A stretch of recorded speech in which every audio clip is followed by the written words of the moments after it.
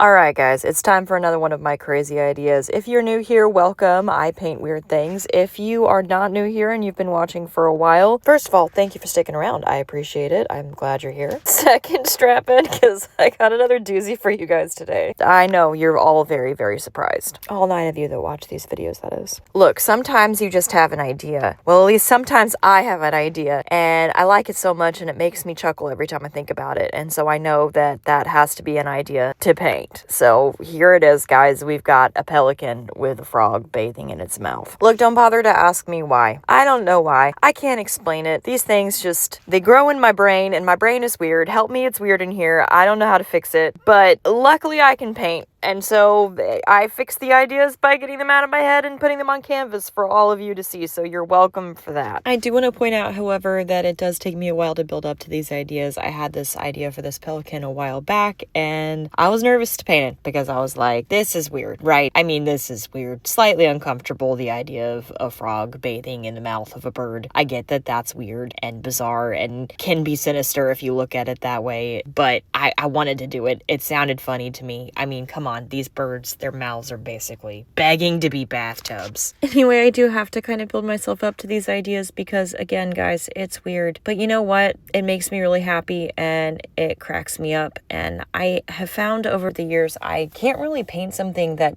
I'm not interested in, which I wish that I could do that more and paint normal things because I'll never really have universal appeal as an artist. But I think I've come to accept that because while I can't paint something that most people are interested in, like just a normal landscape or a bouquet of flowers, even though I think those paintings are gorgeous, I don't have the attention span for it. I'm just a tiny bit, maybe ADHD. But anyway, I'm sure you didn't notice that at all. Where was I?